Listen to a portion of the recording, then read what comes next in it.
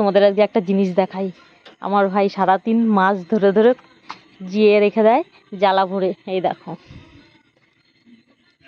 দেখবে কত মাছ। ওই দেখো,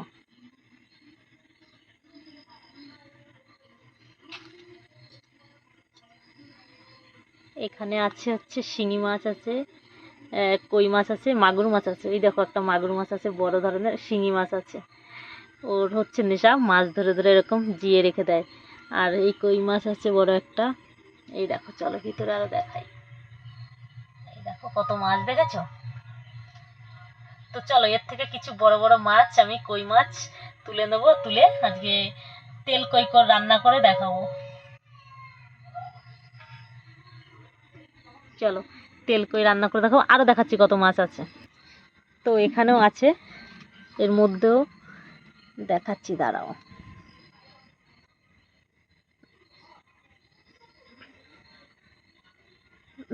ভয় লাগছে লাভ দিতে পারে, বড় একটা শোল মাছ আছে এর মধ্যে। তো এই টাকাটা এখন দেখানো যাবে না, পরে দেখাবো একসময়। তো বন্ধুরা, আমি যখন কাটার জন্য মাছগুলো বের করেছি, তো আমার ভাই দেখলাম আবার কিছু মাছ ধরে নিয়ে আসলো। তো এখানে একটা তেলাপিয়া মাছ ধরে নিয়ে এসেছে, আবার কিছু ট্যাংরা মাছও এনেছে। তো আমি এখন সেই মাছগুলোকে সব কেটে নেবো। আর এখানে বড় বড় কইগুলো বেছে নিয়ে আমি ছাই মাখিয়ে রেখেছি, যে ছাই ছাড়া একদমই মাছ কাটা অসম্ভব ব্যাপার। আর যেহেতু আমি অত অভিজ্ঞ না মাছ কাটায়, তো মাছগুলো তো কাটতেই হবে। এখন মাছগুলোকে বের করে নিয়েছি, আর দেখো কি পরিমাণে লাফাচ্ছে, আমি তো ধরতেই ভয় পাচ্ছি মাছগুলো। আর মাগুর মাছটা কাটাটা খুবই একটা রিস্কি ব্যাপার হয়ে যাচ্ছে। আর কই মাছ তো কাটাও আমাদের কাছে রিস্কি। যারা হচ্ছে সবসময় মাছ কাটে তাদের কোনো সমস্যা নেই, কিন্তু আমরা যেহেতু সবসময় মাছ কাটি না, তাই আমাদের একটু মাছ কাটতে সমস্যাই হবে। তো চলো এইবারে মাছগুলোকে কেটে নেওয়া যাক। আর এখানে আমি মাছগুলোকে কেটে আমি এক ধোয়া দিয়ে নিয়েছি। ধুয়ে ছাইটাকে ফেলানোর পরে তো তারপর আমি নুন দিয়ে ভালো করে মেখে নিচ্ছি, কারণ নুন দিয়ে আর একবার যদি ধোয়া হয় তাহলে যত মাছের গায়ে যত লালা জাতীয় লেগে থাকে সেই লালাগুলোকে একদম চলে যায় পরিষ্কার হয়ে, নুনটা ভালো করে মেখে যদি ধোয়া হয়। তো আমি যেভাবে ধুলাম এইভাবে ধুয়ে দেখবে, খুবই উপকার হবে। যে অনেকেই লালার জন্য মাছ ধরতে ঘৃণা পায়, তা সেটা থাকবে না, মাছটা পরিষ্কার হয়ে যাবে। আর দেখো মাছগুলো কত পরিষ্কার হয়ে গেছে। এখানে কিছু মাছের পেটে ডিমও হয়েছিল, তো আমি সেইভাবেই মাছগুলোকে কেটে নিয়েছি যাতে ডিমগুলো থাকে। তো বন্ধুরা, এখন চলো দেখা যাক কী কী আমি মশলা দেই।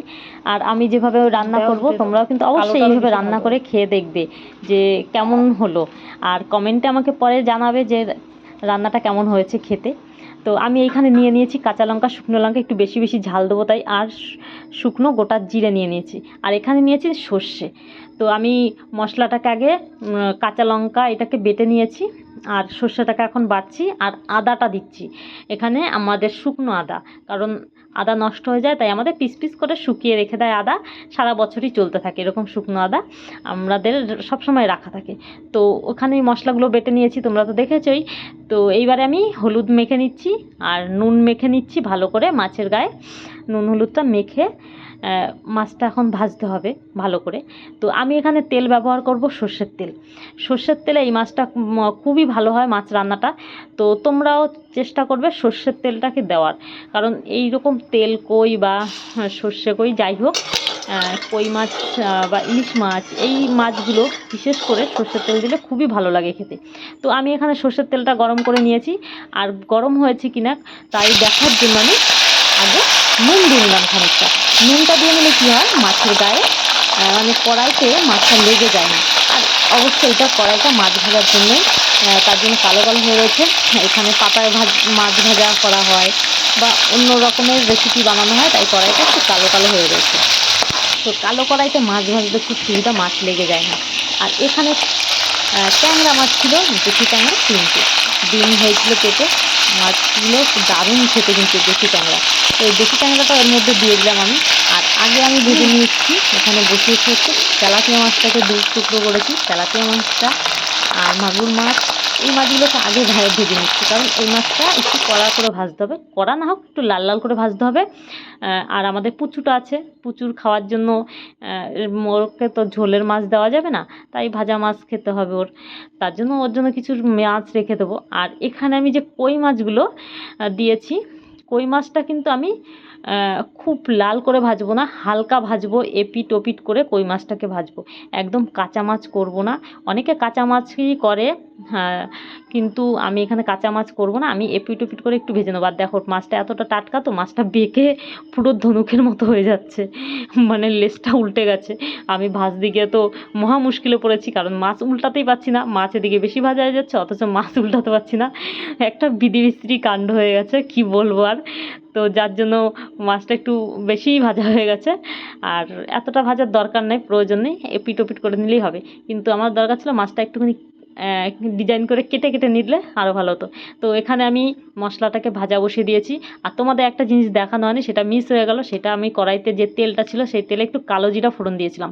তো কালো জিরা ফোড়ন দিয়ে প্রথমে আমি জিরা লঙ্কা বাটাটাকে দিয়ে নিয়েছি, সেটাকে ভেজেছি। তারপরে যে সর্ষে বাটাটা আর আদা বাটাটা পরে দিয়েছিলাম, দিয়ে কষিয়ে নিয়ে আমি জলটাকে দিয়েছি।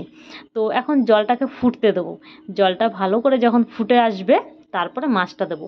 আর মাছ দিয়ে আমি 10 মিনিট ফোটাবো, কারণ মাছটা যেহেতু আমার বেশি ভাজা নেই, হালকা ভাজা, তো সেই কারণে মাছটাকে তো সেদ্ধ হতে দিতে হবে, আর যাতে মশলাটা মাছের মধ্যে ঢুকে যায় সেই কারণে আমি মাছটাকে একটু বেশি করেই ঝোল দিয়েছি। আর বেশিক্ষণ টাইম নিয়ে ফোটাবো। তো আমার এখানে আমি 2-3 পিস মাছ তুলে রেখে দিয়েছি। সে তো প্রথমেই বললাম পুচুর জন্য, ওর খাবে তাই। আর আমার এখানে পুরো রেডি মাছের ঝোলটা, দেখো কত সুন্দর কালার এসেছে, মানে আমার দেখেই কেন জানি না দারুণ লাগছে। তো তোমাদেরও আশা করছি ভালোই লাগবে। তোমরা কিন্তু অবশ্যই এরকম রান্না করে খাবে। আর আমার ভিডিওগুলো ভালো লাগলে অবশ্যই আমাকে সাপোর্ট করবে, আমার পাশে থাকবে, আমার চ্যানেলটাকে সাবস্ক্রাইব করবে যদি ইউটিউবে দেখো। আর যদি ফেসবুকে দেখো অবশ্যই আমার চ্যানেলটাকে ফলো করে দিও। আর ভিডিওটা ভালো লাগলে একটা লাইক, একটা কমেন্ট অবশ্যই করো। আর এখানে আমরা খেতে বসে গেছি, আমি শেষে আমি বসেছি খেতে। তো আমি এখানে নিয়ে নিয়েছি মাছটাকে।